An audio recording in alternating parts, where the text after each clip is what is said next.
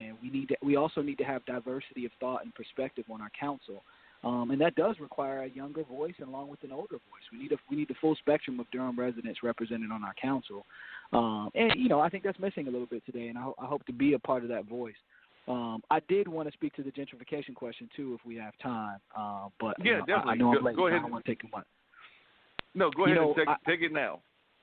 Yeah, I think that Raleigh. I think Raleigh was just ranked number 6 fastest gentrifying city in the United States. Durham is certainly not far behind. Most metro areas in the United States are experiencing gentrification at an alarmingly rapid pace, and the displacement of people in Durham. We have 500 evictions a month. I would imagine the numbers are similar in Raleigh and in communities throughout the United States. The eviction crisis is real.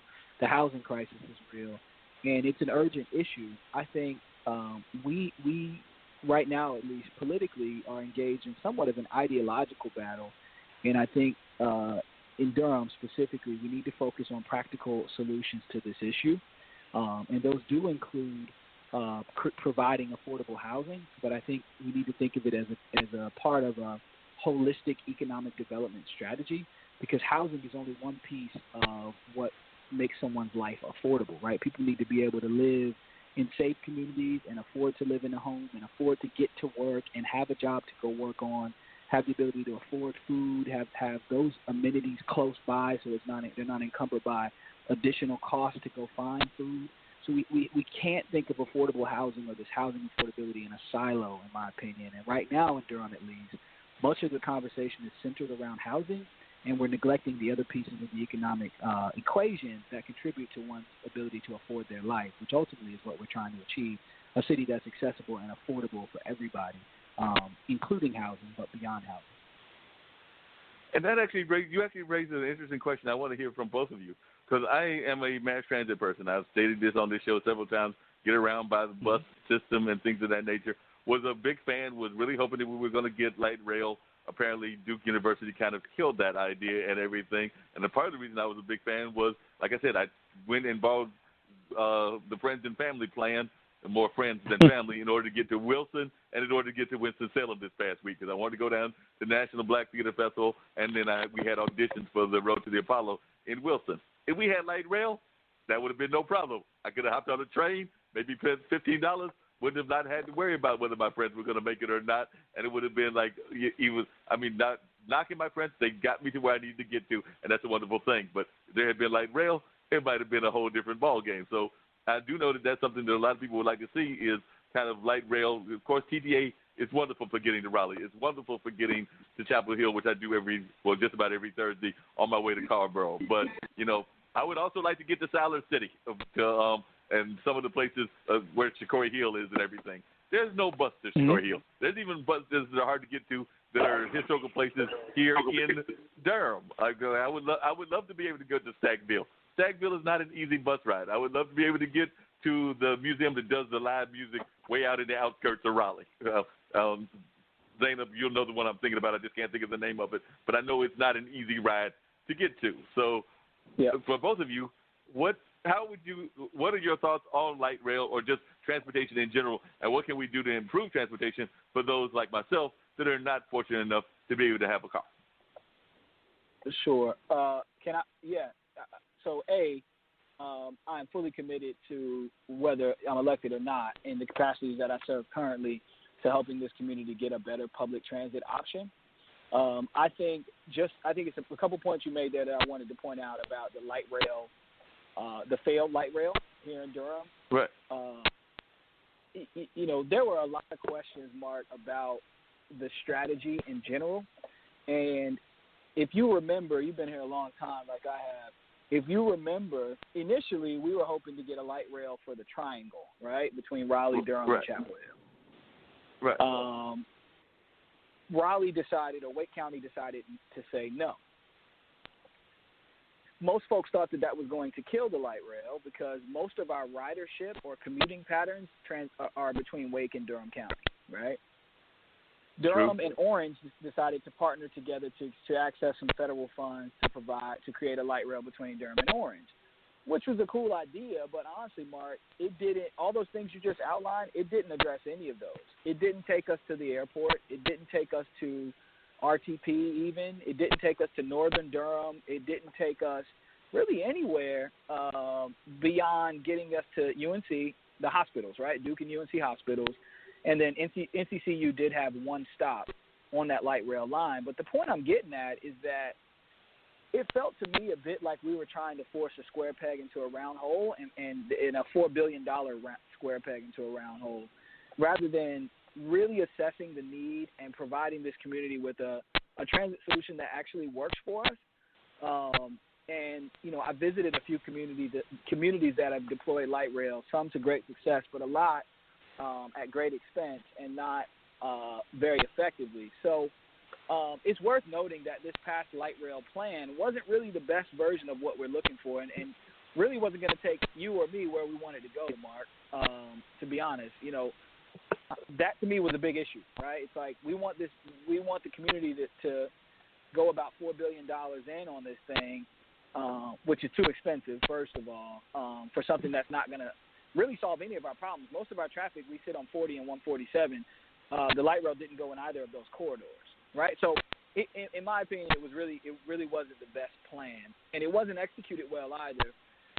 Also, if you follow me close enough to know, you know I'm not a huge Duke fan, even though I'm from Durham. But I must say that to characterize it as though Duke killed light rail is a bit unfair. There were parties on all sides that could have managed it much better throughout the process, and we could have actually delivered a transit solution for Durham. And I think we will.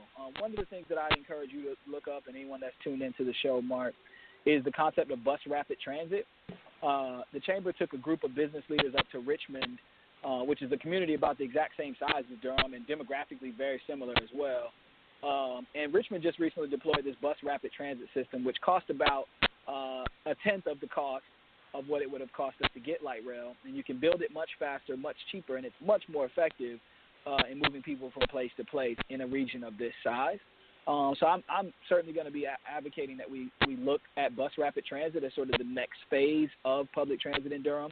But to be clear, it's not just adding additional buses or lanes. It's really a hybrid between a bus and a train, right? It's a dedicated, elevated track, so to speak, for a bus to move quicker through traffic and get us from place to place. Much more affordable than a light rail, both for the rider and for the taxpayer. So I'm fully in on transit. I just don't think we had the right plan this time around, which I think we'll get it with bus rapid transit. And eventually some sort of rail system that hopefully connects us to Raleigh, because really the goal is to connect the whole triangle.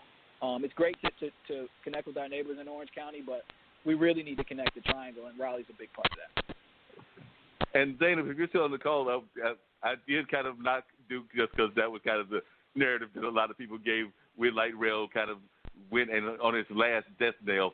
But Raleigh was definitely not on board when it originally came on board and everything. So where was your views on light rail and on public transit? Are we doing a good enough job in Raleigh? Because I remember I lived in Raleigh for a hot second, lived with a young lady that I was staying with at the time, and I remember coming back home sometimes late, and some of the routes, they were even on major routes, like they lived off of Wake Forest Road, and the buses had stopped at 10, so I literally had to catch Capitol and then walk about maybe a 2-mile route because Wake Forest is a major thoroughfare, but that route had stopped at 10. So I did know that sometimes even the buses in Raleigh would stop at earlier hours than you would think that they would have. Yeah. I know there was a lot of talk about, Duke killing the light rail, but in my opinion, Raleigh killed it first. For the largest city in Wake County and in this region to not be on board for public transportation, it was a hindrance to the entire project. We are, put bluntly, just very behind on public transportation. I remember growing up and hearing that we were going to get this, public transportation was like flying cars, like it's coming, but it hasn't come yet, which means that whatever we've been doing, whatever we've been trying is not working. And I think this points to exactly why we need new people in office, people who with different experiences with people, but also with more innovative ideas. And, if that comes from an older, younger generation, it comes. But it's clear that we are not moving in the direction of, really prioritize that, not just for mobility. It's Raleigh having one of the worst upward mobility rates in the country. This should be a top priority for us. Having people more mobile is going to increase people's economic opportunity. We are in the middle of a climate crisis. So that conversation around how public transportation plays an essential role in addressing our current climate crisis has been left out. And we're looking to bring that conversation back to the table, that we really don't have time to wait, and that we're going to have aggressive changes in not making us a car city anymore. We understand that cars have kind of really, ruled this city, but it's really time for us to really invest in bike lanes, rideshare opportunities, and some cities are figuring out how to really use data and technology to, let people use both the bus, but then also maybe a shared bike or a shared scooter or a rideshare. So we really just have to think about all the options, look at, other innovative ideas what other cities are doing, and then find a mode that works for Raleigh and the region. And I'm so sorry, I'm gonna have to jump off.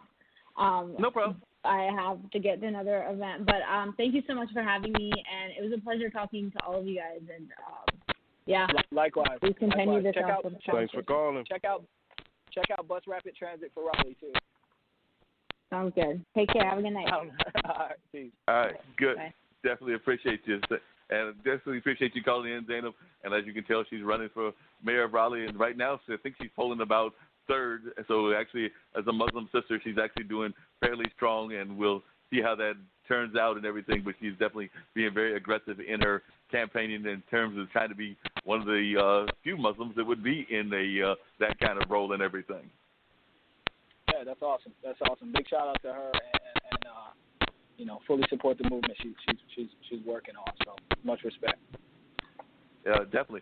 Now, one of the things I was going to bring both of you into the conversation because there's a mythology, and I'll have to get some of our Raleigh people to call in and everything later.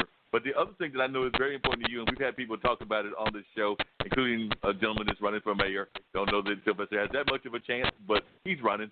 But it's the issue of crime and the crime that goes on in the area. Now, I personally think that it's a myth because we always get the Durham crime covered a lot, and we know for a fact that there's as much, if not more, crime in Raleigh. But they don't get covered as badly as we do because the media, and I am part of the media, sometimes does a really wonderful job of highlighting what we've done, and the same thing can happen in Raleigh and Chapel Hill, and it doesn't get as much coverage, in my opinion.